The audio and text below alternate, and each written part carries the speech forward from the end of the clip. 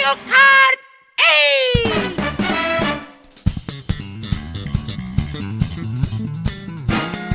Mario Kart 8 is officially 10 years old this year. Can you believe it? I certainly can't. I remember when I was in 8th grade when the game first came out and just played it to death when I first got my Wii U in Christmas of 2014. Fast forward today and I'm now 1 year removed from college, still playing the deluxe version of this game. And honestly, still loving the heck out of it just as much as I did back in that day. Now that all the content is finally done for Mario Kart 8 and Nintendo is hopefully moving on to the next entry in the Mario Kart series, it's finally time to rank all 96 tracks of Mario Kart 8 from worst to best. 9 months after everybody else. Look, I know I'm kind of behind on this whole thing. I know most people made their videos like 9 months ago.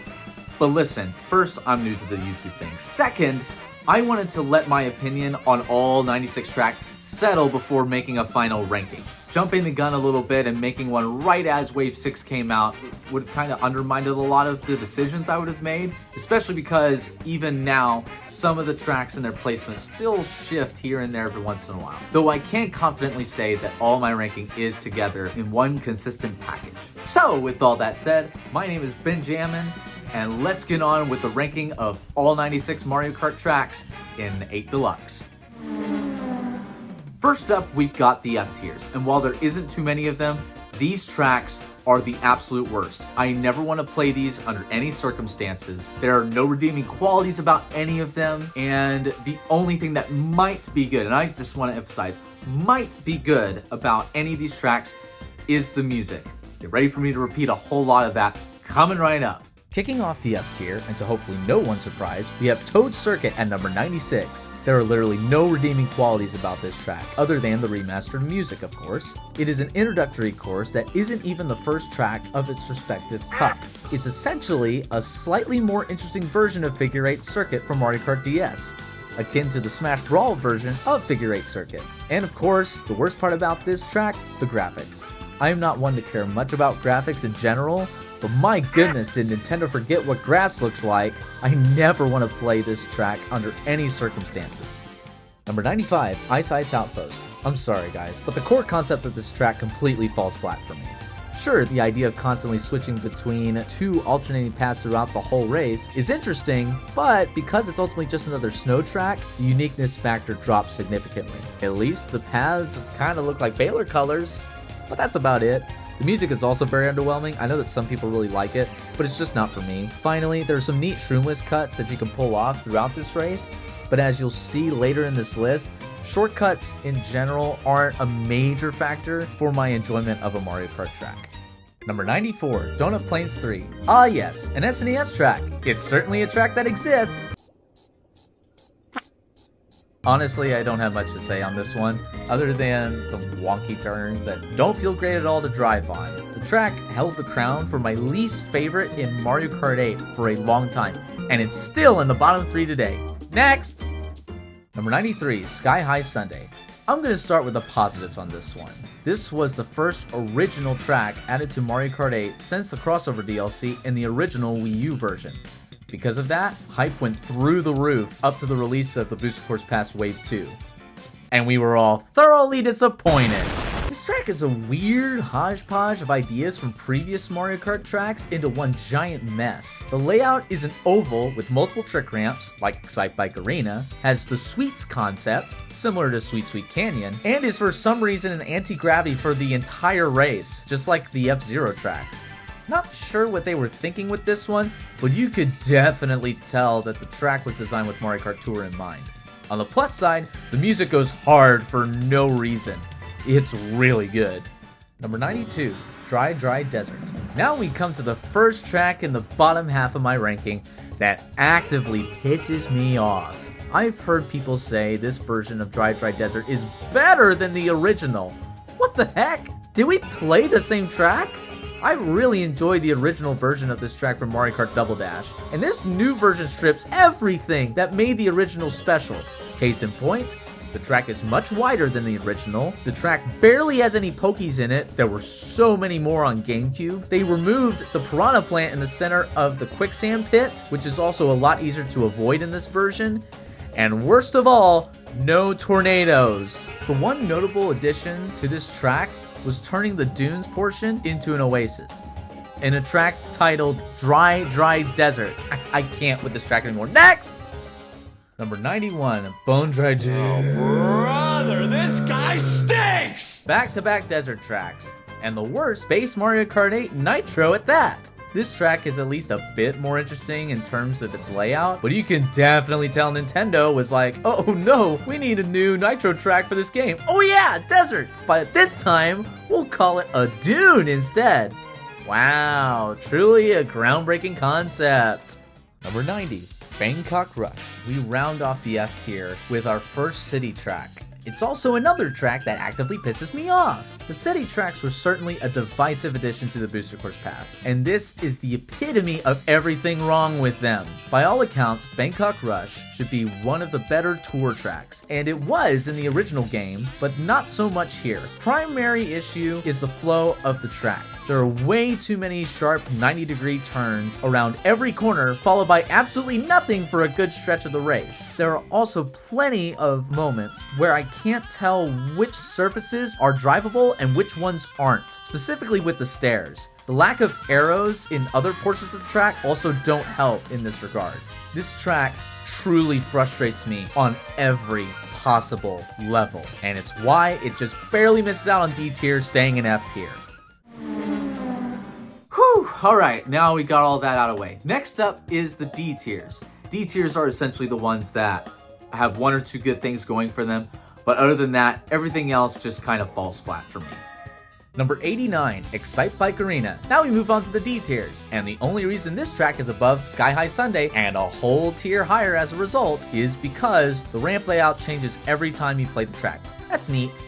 Number 88, Toad's Turnpike, another figure 8, but this time with traffic. Obviously, this is the worst traffic course in the game due to the layout, wide track design, and the fact that you can avoid the traffic altogether in certain portions. I do like that you can glide over the turnpike if you line up the glide ramp just right, but that's the only interesting thing going on here. Number 87, SNES Rainbow Road. Why do people keep picking this track a lot? There are 4 other Rainbow Roads that are objectively better than this one. This is nearly flat the whole time, with at least a couple of cool trick ramps here and there, but that's it! Number 86, Wii U Mario Circuit. Yet another figure 8, but this time it's a Mobius strip. I can give this track at least a little bit of credit for being the first track to go crazy with the anti-gravity concept. But just like Ice Ice Outpost being another snow track, Mario Circuit just feels like another, well, Mario Circuit. I like seeing Peach's castle upside down, and the long turns help to get the rare purple sparks, but otherwise this track still is pretty generic. Number 85, Wii U Rainbow Road. Well, this didn't take long. This is one of those tracks that I want to like, but just can't. I get Nintendo is trying to go for something different with the space station aesthetic, but that's not what comes to mind when I think of a Rainbow Road. I prefer the magical feel that most other versions pose. I will say that this track is at least challenging and has a much cooler use of the converging paths during the second half of the race, so I can appreciate that at least. Number 84, Tokyo Blur. When I think of Tokyo, I certainly don't picture this track. I will cut it some slack for being one of the first races from Tour introducing the switching layouts each lap, but there are hardly any hazards, and those track layouts are basic at best. Really not much going on here. Number 83, Music Park. You know when you just don't like something, but you can't really explain why? Yeah, that's Music Park in Mario Kart 8 for me. By all accounts, I should adore this track, but I just don't enjoy racing on it. The vibes are awesome in this track, especially when you're way out there in first place, head bopping with the dancing piranha plants. I think what hurts this track the most for me though, is the lack of changes to the overall experience from its original version in Mario Kart 7. Not that that should be a knock against it, but I may just have to explain myself later. And later never came. Number 82, Sherbet Land. An admittedly very pretty snow track. However, similar to Dry Dry Desert, the roads are way too wide compared to the original. Also, this track was never that interesting to begin with in Double Dash, despite the glow up, so sorry. Number 81, Sky Garden. what the heck happened here? They completely botched the original layout of this GBA classic, and it feels like a hollow shell of its original form. Couple that with the fact that there is a significantly better cloud track in this game makes this one feel like a mere imitation of what is to come. Fortunately, the music is still as iconic as it's ever been. Truly one of the most iconic Mario Kart themes of all time. Number 80, Sunset Wilds. Okay, listen.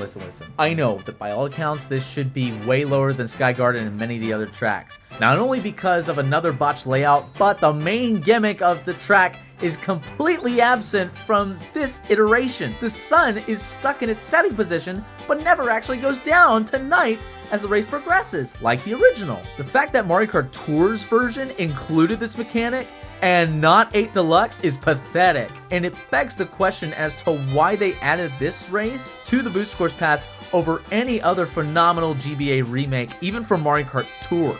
All that being said, I actually really enjoy racing on this track quite a bit. The music once again carries this track hard. At number 79, we're rounding out the D tier with the most forgettable track in the game, London Loop. It's so forgettable, in fact, that I basically have nothing to say about it. The layout of each lap isn't very distinct from one another, nor is the location of London itself very noteworthy. The only thing cool that happens on this track are the chain chomps that run loose on the third lap. That is pretty unique, but again, still very forgettable. Things are finally starting to get better with C tier. These are kind of the tracks that I have an indifferent opinion on, for the most part. Basically, I don't feel one way or another about these tracks. They're kind of just average. They're not necessarily bad, but they're also not necessarily good. Keep in mind, however, that the opinions I have for each track and what I have to say about each one varies drastically from track to track, which you're about to see. Number 78, Daisy Circuit. Spare me your foul gaze, woman. Why is this one here? For real though, why? Let me back up a little bit. I love Mario Kart Wii. I grew up on it, and one of my favorite aspects about that game were its selection of nitro tracks. And really, we didn't get a lot of those tracks in base Mario Kart 8. It wasn't until the Booster Course Pass when a vast majority of the fan favorites came back.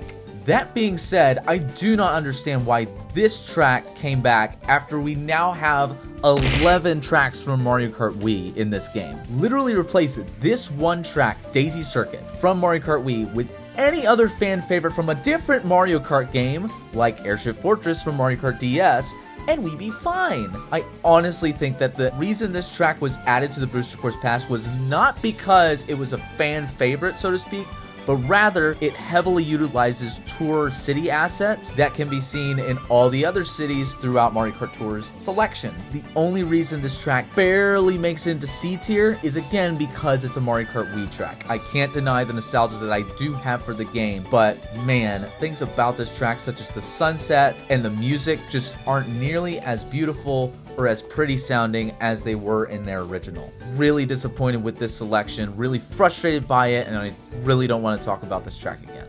Number 77, Twisted Mansion. Alright, enough venting. Next up is a track that I actually liked quite a bit back in the early days of Mario Kart 8, but over time it has become a pretty generic and boring track overall to me. There's still some cool parts, like gliding sideways and the crazy shroom cuts towards the end of the race, but there are things in this track that don't make a lot of sense. Specifically, the underwater anti-gravity section. You really can't tell that you're driving at a funny angle till you exit through the aforementioned glide ramp. Simply put, time hasn't been kind to this track.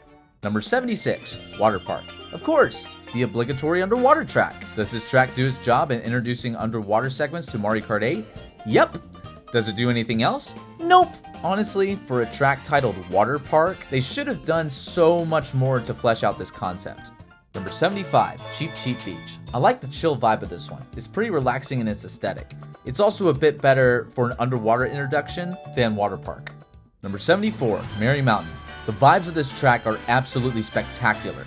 The spirit of Christmas is captured phenomenally as you drive alongside the Christmas train throughout the village up and down the mountain. This track sounds amazing so far, right? So what's the problem? Well, the layout is way too simple. As you climb up the mountain, it feels as though the track is building up to an exciting finish. But then you get to the downhill slope, and it's the most boring stretch of nothingness in the entire game. I also think that because this track is themed around one holiday, it can only be played 1 month out of the entire year, ironically hurting this track's ranking. Number 73, Amsterdam Drift. This track has a whole lot of issues similar to Bangkok Rush, specifically with the unnatural 90-degree turns that seemingly pop out of nowhere. The routes on each lap do not flow well, especially at the end of lap 1 and the beginning of lap 3. Otherwise, this track isn't too bad. It's a lot more aesthetically pleasing than something like Bangkok Rush, which makes it rank significantly higher than that track. Number 72, Moonview Highway. This was a shocking addition to the Booster Course Pass when it was announced for Wave 5. However, just like Daisy's Circuit, I could tell that this track was not necessarily added for its fan favorite status, but rather it was added because it uses Tour City assets. Beyond that, however, this track is the first of many Wii tracks that I feel the original version of these were actually better than the 8 Deluxe version. In Moonview Highway's case, the traffic is much lighter and not nearly as chaotic as it was in the original. Also, the bomb cars in this game cause you to spin out just like any other car in this game would, whereas in Mario Kart Wii, you get flipped up in the air. Finally, the boost panels in the city section change layouts every time you play the track, similar to Excite Bike Arena. People like to make a really big deal out of this change, but it really doesn't make the section feel much different, especially if you're not familiar with the original. At the end of the day though, this track is still Moonview Highway. It wasn't gutted completely of its identity like Sky Garden and Sunset Wilds from the GBA. Number 71, Toad Harbor. Here's yet another fan favorite that I just don't understand the hype for, though it has grown on me quite a bit over the past few years.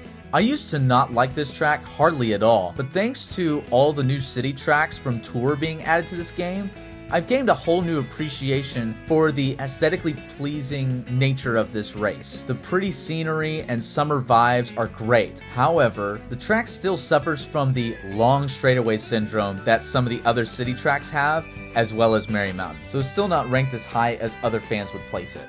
Number 70, Paris Promenade, the introductory course of the Booster Course Pass. As you may have noticed and will continue to see, I don't always deduct points for simple layouts in Mario Kart tracks, especially when they are designed to introduce a new mechanic or gimmick to the game. As for Paris, this is the first track to have changing routes, though for the first race, it doesn't occur till the third lap. I thought they did a really good job of showcasing this, especially because it comes out of nowhere in the final lap, where you race the entire track backwards. However, this is the first track where we notice the dramatic drop in graphical fidelity, hurting the overall placement of this track. Number 69, Snowland. As someone who didn't play Super Circuit till recently, this track got a much needed glow up from its original. It's got a lot of festive vibes that don't feel locked to the month of December, unlike Merry Mountain. All the penguins waddling around are super cute, and the ultra shortcut is super satisfying to pull off. However, the reason that this track is only in C tier is because I always seem to have the worst luck on the final lap. If you don't get a mushroom from the last item box set, I'm sorry to say, but you're not going to get first place. All of the shroom cuts at the end really make this difficult to enjoy, especially when playing online. Number 68, Sweet Sweet Canyon. This track always reminds me of Sugar Rush from Wreck-It Ralph, one of my favorite Disney movies I might add, but this track doesn't quite live up to the hype and expectations set by that film. It's not really that track's fault though, but I guarantee you Nintendo watched that movie and said, let's replicate it. Number 67. Neo Bowser City. I don't know what it is, but in the Mario Kart 8 version of this track, it's really hard. This one turn can be such a hassle to navigate, and playing this race on 200cc is a nightmare. I will say the aesthetic is very unique, being the only rainy track in the entire game, and the neon colors from the city lights pop. This is a good track that I simply grown tired of playing nearly 10 years later. Number 66, Mute City. By far the lesser of the two F-Zero tracks present in this game, and the first to be in full anti-gravity the whole race. This track is cool, but unlike Neo Bowser City, it's best to be played only in 200cc. Otherwise, this track is not all too satisfying to race on, even with its gorgeous visuals. And now, we come to the end of C tier, with number 65, Hyrule Circuit. Yeah, I don't know how people are going to feel about this one, but this track was honestly a lot cooler when I didn't play a Zelda game. Now that I have, This track doesn't stand out as much as I'd like it to. It blends in with many of the other grass-themed tracks, and there are things about this course that don't make a lot of sense as a Zelda fan. For example, I love the shortcut where if you hit all the spin boosts in Hyrule Castle, you unlock the boost ramp to touch the Master Sword. But the Master Sword is in Hyrule Castle, when it's usually in the Lost Forest. Also, this section that I guess is supposed to be Hyrule Field is very closed off. I get that they were trying to condense all of Hyrule into one track, but at this point, they should have made Hyrule into one giant track, similar to the Woohoo Island tracks from Mario Kart 7. Now that I think about it, Nintendo should make a track based on the Great Plateau from Breath of the Wild. That would be sick! And that is part 1 of my Mario Kart 8 Deluxe track ranking. I know I wasn't positive about a lot of these tracks, but the good news is it's all uphill from here. While there's still a lot to go, I am hoping to get all these videos out before the end of the year. So, if you could, please subscribe and like this video while you're at it. Now, if you'll excuse me, I'm gonna go jam out to the new remix of Move You Highway. See y'all next time.